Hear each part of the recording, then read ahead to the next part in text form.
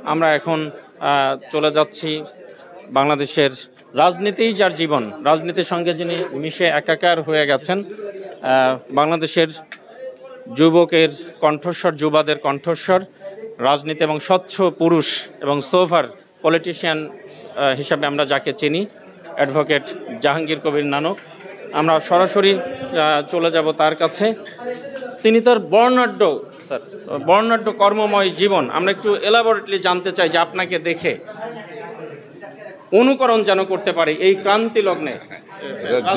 দীর্ঘ সময়ের ব্যাপারে আলোচনা, এভাবে তো আলোচনা হয় না। তবুও আমি আজকে নববর্ষের শুভেচ্ছা জানাচ্ছি। আসলে স্কুল জীবন থেকে রাজনীতির শুরু 1970 সন থেকে এখনও আছি, এখনও থাকবো।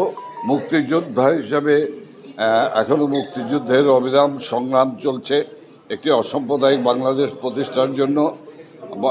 এক সময় আমরা মুক্তিযুদ্ধ করেছি বঙ্গবন্ধু শেখ মুজিবুর রহমানের নেতৃত্বে। আজকে মুক্তিযুদ্ধ উত্তর বাংলাদেশ তারই কন্যা শেখ হাসিনার নেতৃত্বে একটি স্মার্ট বাংলাদেশ প্রতিষ্ঠার জন্য অবিরাম সংগ্রাম করে যাচ্ছি।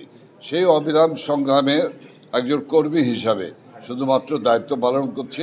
সবাই দোয়া করবেন।